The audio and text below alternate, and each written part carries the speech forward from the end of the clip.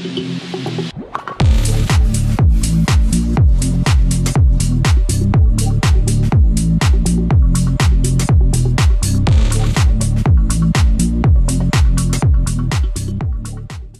this is Amreen Sheikh from Amreen Fitness. Hope you all are doing well. जैसा कि मैं आपके लिए बहुत इंपॉर्टेंट टॉपिक्स लेकर आती रहती हूँ, आज भी हमने जो टॉपिक सिलेक्ट किया है वो आपके डेली रूटीन के हवाले से बहुत इंपॉर्टेंट है, यानी मेंटल हेल्थ एंड ओबेसिटी। क्या रिलेशन है आपका मेंटल हेल्थ और ओबेसिटी का? साइकोलॉजिकली क्या कनेक्शन है दोनों का एक दूसरे से? मतलब कि बहुत सारे लोगों को ऐसा होता है कि स्ट्रेस में बहुत ज़्यादा भूख लगती है, उसकी क्या वजूहात हैं, या लेट नाइट क्रेविंग, इन सब चीज़ों के बारे में हम डिस्कस करेंगे। हमारे पास एक साइकाट्रिक मौजूद हैं जो आपको इसके बारे में इन डिटेल बताएंगी। Doctor Mahvish Ahmad, MBBS FCPS psychiatric भी हैं और बहुत सारे अवेयरनेस प्रोग्राम्स कर चुकी हैं मेंटल हेल्थ से रिलेटेड। तो इनसे डिटेल लेंगे कि ऐसी क्या वजूहात है जिसकी वजह से हम कंट्रोल नहीं कर पाते अपनी भूख पे। जब हम बहुत सारी मेरे पास ऐसी क्लाइंट्स भी आती हैं जिनको भूख बहुत ज़्यादा लगती है जब वो स्ट्रेस में होती हैं या कोई ऐसा टेंशन में होती हैं, तो ऐसा लगता है कि उनकी भूख पे कंट्रोल नहीं रहता। उसको कैसे क्योर कर सकते हैं, कैसे कंट्रोल कर सकते हैं, लेट नाइट क्रेविंग की क्या वजूहात हैं, और इसी से रिलेटेड मेंटल हेल्थ से रिलेटेड क्या हमारे जो प्रॉब्लम्स हैं उसको कैसे हम सर्वाइव कर सकते हैं उनके साथ साथ, इस पर हम बात करेंगे डॉक्टर महविश अहमद के साथ। जी डॉक्टर महविश, अस्सलाम वालेकुम। सबसे पहले मैं डिफ़ाइन करूँगी हेल्थ क्या है, because there is no health without mental health. ठीक है, health is basically simple words में कि कंप्लीट आपका फिज़िकल और मेंटल और स्पिरिचुअल वेलबींग को बोलते हैं। अगर आप फिज़िकली फ़िट हैं लेकिन मेंटली डिस्टर्ब हैं, यू आर नॉट हेल्दी। ठीक है, तो इसका आपस में बहुत गहरा ताल्लुक है आपकी फ़िज़िकल हेल्थ और मेंटल हेल्थ का। ठीक है, यहाँ पर हम बात कर रहे हैं ओबेसिटी का मेंटल हेल्थ से क्या ताल्लुक है। बहुत गहरा ताल्लुक है, बिकॉज़ आपका मूड आपके फूड चॉइसेस को बहुत ज़्यादा इम्पैक्ट करता है। ठीक, अच्छा, दूसरी तरफ ओबेसिटी के कॉजेज़ की हम बात अगर कर रहे हैं, मेडिकल कॉजेज़ क्या क्या हैं। मेडिकल कॉजेज़ में डायबिटीज़ सबसे बढ़कर है, हाइपरलिपिडीमिया है, जिसमें फैमिलियल हाइपरलिपिडीमिया होता है, जिसमें जेनेटिकली आपके अंदर बॉडी में फ़ैट्स और ट्राइग्लाइसराइड ज़्यादा होते हैं, HDL वगैरह। साथ में थायराइड प्रॉब्लम्स भी आपका वेट गेन करवा सकते हैं। गायनेकोलॉजिकल इश्यूज़ में PCOS है, वो आपका वेट गेन करवा सकता है। इसके अलावा बहुत सारी दवाइयाँ ऐसी हैं जिनकी वजह से वेट गेन हो सकता है। अगर कोई एस्थमेटिक है, वो स्टीरॉइड्स ले रहा है तो वेट गेन हो सकता है। कोई एंटीसाइकोटिक्स ले रहा है तो वेट गेन हो सकता है। जी बिल्कुल, ऐसे केसेस आते हैं हमारे पास कि क्लाइंट के ये होते हैं इश्यूज़ के, जो है हम मेडिसिन पे हैं या हमें डॉक्टर ने ये ट्रीटमेंट दिया हुआ है तो हमारा वेट या तो स्टक हुआ हुआ है या बहुत ज़्यादा वो वेट तेज़ी से बढ़ रहा है। इसका है एक बेसिकली कनेक्शन मेडिसिन से। तो इसका मेंटल हेल्थ पे क्या असर पड़ता है?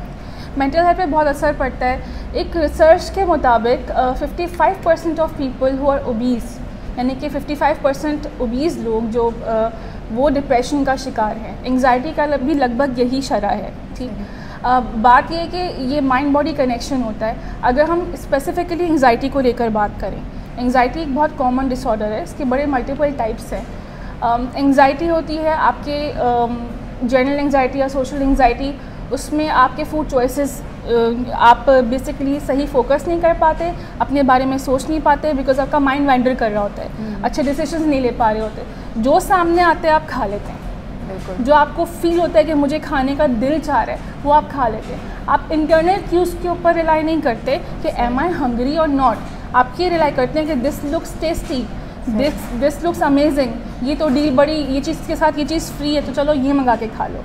यू नॉट थिंकिंग कि आपकी बॉडी को ज़रूरत है इतनी कैलोरीज की, आपकी इस वक्त आप हंग्री हैं भी कि नहीं। आउट ऑफ हंगर हम लोग इतना अगर एंक्शियस होते हैं खाते हैं, और यही बायस स्ट्रेस ईटिंग का भी होता है। एग्ज़ाम होने वाले हैं, स्ट्रेस है, कोई इवेंट है, स्ट्रेस है, लोग दे स्टार्ट कंफर्ट ईटिंग। यानी कि in other word mental health आपका इतना डिसऑर्डर हो चुका होता है कि आपको समझ ही नहीं आ रही थी कि आप क्या ले रहे हो अपने लिए, आपके लिए नुकसानदेह है या इससे आपका वेट बढ़ सकता है, वेट गेन हो सकता है। बेसिकली स्ट्रेस और एंग्जाइटी में ये सारे प्रॉब्लम्स, तो इसको कैसे हम कंट्रोल कर सकते हैं? क्या इसके क्योर क्या हो सकता है, कैसे हाथ रोकें?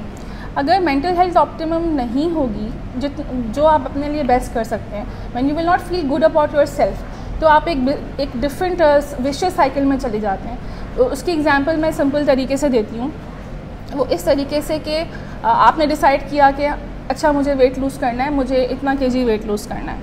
उसके बाद आपने ट्राई किया 1 हफ़्ता 2 हफ़्ता, अब आपकी बॉडी जो है उसमें खाना भी नहीं, क्योंकि आपने बिल्कुल अपने आप को स्टाफ कर लिया, हेल्दी फूड चॉइसेस नहीं आपने पिक की, उसके अलावा वर्कआउट कर लिया, अपने आप को एग्जॉस्ट कर लिया, एकदम से भूख लगी, कमज़ोरी हुई, यू स्टार्ट ईटिंग। जब आप एकदम से खाना खाना शुरू कर देते देन यू फील कि यार मुझसे तो होगा ही नहीं, तो जब मुझसे होगा ही नहीं तो कहाँ मैं ये खाऊँ, इससे बेहतर मैं एक बर्गर मंगा के ना खा लूँ। सही। और जब वो होता है देन कम्स द गिल्ट कि यार मुझे नहीं इतना खाना चाहिए था, अब मुझे गिल्टी फील हो रहा है, इसका मतलब आई एम अ लूज़र, मुझसे नहीं होगा। ये होता है आपका feeling, behaviour and action cycle. What you feel उसी तरह से आप फिर बिहेव करते हैं, वो बिहेवियर आपके एक्शन के ऊपर कॉन्सिक्वेंसेज आपके वो होते हैं। तो बेसिकली वेट लॉस और ओबेसिटी से डील करने का पहला स्टेप इज़ कि आप अपना फूड से रिलेशनशिप और अपनी बॉडी से अपना रिलेशनशिप जो है उसको समझें। सही। अच्छा, एक चीज़ ये भी होती है कि लेट नाइट क्रेविंग का मसला भी बहुत है, और स्पेशली क्रेविंग होना तो अलग बात, और उसके साथ मतलब मीठे की क्रेविंग होना, और स्ट्रेस में भी बहुत सारे लोगों को ऐसा दिल चाह रहा होता है कि बस वो मीठा खा लें, कोई ऐसे कोई स्वीट डिश सामने आ जाए और वो खा लें। तो उस पर कैसे कंट्रोल करें, वो किस तरह से अपने हाथ को रोकें, क्योंकि वो नहीं रोक पाते बेसिकली। उनका मतलब मेंटल हेल्थ के हवाले से अगर बात की जाए तो वो अपने उसमें ही नहीं होते, अपने कंट्रोल में ही नहीं कर पाते अपने आप को कि हम कैसे हाथ रोकें, किस तरह से वो अपने आप को सेव कर सकते हैं या कंट्रोल कर सकते हैं। इसको मैं बताती हूँ कि काफ़ी सारे फैक्टर्स हैं इसके अंदर। जो मीठे की क्रेविंग है ना, उसका ताल्लुक किसी एक चीज़ से नहीं है। मीठे की क्रेविंग का ताल्लुक आपकी कल्चर से भी है कि आपकी फैमिली में मीठा ज़्यादा खाया जाता है, खाने के बाद एक प्रॉपर सर्विंग होती है। आपकी हैबिट से भी है कि बचपन से आपको मीठा दिया गया है, आपको एक कंडीशनिंग हुई है कि खाने के बाद मीठा, या किसी खुशी के मौके पर, जैसे कि हमारा मीडिया भी हमारे दिमाग को कंडीशन कर रहा है कि कुछ मीठा हो जाए, कि कोई खुशी है तो यू हैव टू ईट मीठा, विच इज़ नॉट इम्पॉर्टेंट।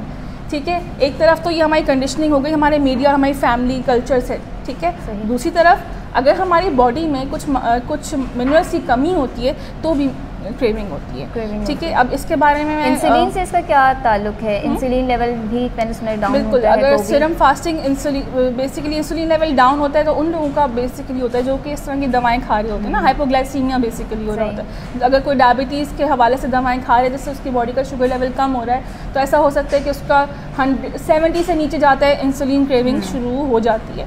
इसके अलावा भी कोई इस तरह कोई भी दवा आप इस तरह की खा रहे हैं, कोई एग्जॉशन वाली एक्सरसाइज करें जिससे आपकी बॉडी, क्योंकि हमारे ब्रेन को ग्लूकोज चाहिए, हमारा ब्रेन प्रोटीन पे नहीं चलता, तो हमें अपनी डाइट में कुछ ना कुछ ग्लूकोज फॉर्म में कार्ब्स तो लेना ही लेना है। यानी शुगर का किसी फॉर्म में भी इंटेक होना ज़रूरी है। बिल्कुल, हेल्दी शुगर्स का इंटेक होना ज़रूरी है। अच्छा, फिर तीसरी जो बात आती है ना मैं कार्ब क्रेविंग के हवाले से, वो होती है हमारे स्ट्रेस लेवल। जब एक सेरोटोनिन एक हमारा न्यूरोकेमिकल है जो कि हमारा हैप्पी न्यूरोकेमिकल है, when we are happy hormones, जैसे हैप्पी हार्मोन। ठीक है, जब हैप्पी हार्मोन कम, और इसका जो इसकी ख़ास बात ये है कि हमारी बॉडी में एब्जॉर्ब होता है ग्लूकोज के साथ। अब जब हमें सेरोटोनिन की कमी होती है, हम स्ट्रेस जो होते हैं, we are not feeling happy, तो वो एक नेचुरल बॉडी को ग्लूकोज क्रेविंग होती है बिकॉज उसके थ्रू सेरोटोनिन भी आता है। ठीक, तो उससे बेहतर आप सेरोटोनिन को अचीव करने की दूसरी चीज़ें लाइक गुड मल्टीविटामिन्स हैं और हेल्दी ईटिंग हैबिट्स हैं, एक्सरसाइजेज हैं, natural food like bananas are rich in serotonin. अगर आपको फील हो रहा है sugar craving, take a banana. हाँ एग्जैक्टली, मैं यही बात कहती हूँ कि आपको अगर जैसे बहुत ज़्यादा क्रेविंग हो रही है लेट नाइट, तो आप एक फ्रूट ले सकते हो, कोई भी सीजनल फ्रूट आते हैं, लेकिन आपका शुगर का इंटेक ऑलरेडी हो गया, तो इस तरह से आप अपनी क्रेविंग को कंट्रोल कर सकते हैं। और इसके अलावा क्या तरीके हो सकते हैं डॉक्टर महविश के? लोग कहते हैं हमसे नहीं होगा, और जब कर खा लेते हैं उसके बाद गिल्ट हो रहा होता है कि गलती हो गई, खा लिया। बिल्कुल, वो कैसे कंट्रोल करें इस चीज़ को? स्पेशली जिन लोगों में ईटिंग डिसऑर्डर्स होते हैं, जो कि मैं 3 तरह के होते हैं, binge eating disorder, bulimia nervosa और एनोरेक्सिया नर्वोसा। अभी मैं बिंज के बारे में बात करूँगी और बुलिमिया के बारे में। बेसिकली इसमें होता ये कि आपका बॉडी इमेज आपका ख़राब हुआ होता है through culture, through media, through your family, लोगों का टोकना, बॉडी शेमिंग के थ्रू के I am not looking good, I am obese.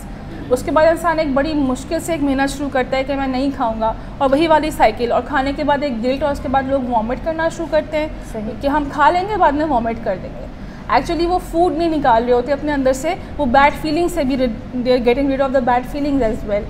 अच्छा, इसका जो और बिंज ईटिंग में भी ऐसा होता है कि अगर पूरा दिन कुछ नहीं खाया है, जब सब सो गए, आधी रात को फ्रिज खुला और आधे घंटे में वो खा लिया जो एक नॉर्मल बंदा 2 दिन में खाता है, तो ये भी बिंज ईटिंग डिसऑर्डर है। इसका तो एक ट्रीटमेंट बेसिकली एक साइकाट्रिस्ट ही करता है और साइकोलॉजिस्ट मिलके करते हैं through therapy with medicine and psychotherapy.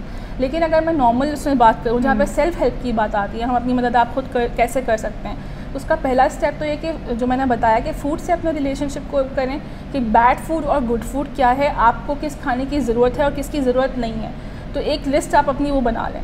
दूसरी तरफ माइंडफुल ईटिंग वर्कशीट्स आती हैं, आप प्रिंट आउट भी निकाल सकते हैं, मैं उसका भी एक लिंक शेयर कर दूंगी कि आप जो भी खा रहे हैं दिन में उसके टाइम के साथ आप इस तरह की ऐप्स भी आ गई हैं, लिखिए एंड यू टेल, वहाँ पे लिखें कि हम कैसा फील करें। If I had a bowl of salad, ठीक है, and I am feeling control कि ओके फाइन, मैं जॉब से आकर अपने लिए सैलड बनाया बजाय से कि मैं फ्रिज से कुछ भी निकाल के खाऊं, सेल्फ कंट्रोल के साथ, और मैंने आई am feeling good and I am feeling control.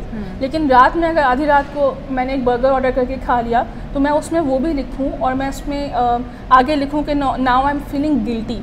At least week और 2 अगर आप माइंडफुल ईटिंग नहीं भी कर पा रहे, उसको एक प्रॉपर डॉक्यूमेंट कर रहे हैं, उससे आपका पैटर्न आपको पता चल जाएगा कि देखो दिन के इस वक्त मैं अनकंट्रोल फील करता हूँ और इस वक्त मैं कंट्रोल फील करता हूँ। तो अगर मैं रात को अनकंट्रोल फील करती हूँ तो बेहतर ये है कि उस फीलिंग के आने से पहले ही मैं कोई प्रोटीन बार, कोई एक पावर पैक फूड ऐसा ले लूँ कि और अपने आप को डिस्ट्रैक्ट करने के लिए कुछ कर लूँ, कोई गेम, एनीथिंग, ठीक है, ताकि मेरी वो फीलिंग से मैं अवॉइड कर सकूँ। बेसिकली सेल्फ कंट्रोल बहुत ज़रूरी है कि आप अपने आप पे कैसे कंट्रोल कर सकते हैं जब आपको क्रेविंग हो रही है, भूख लग रही है एक्स्ट्रा।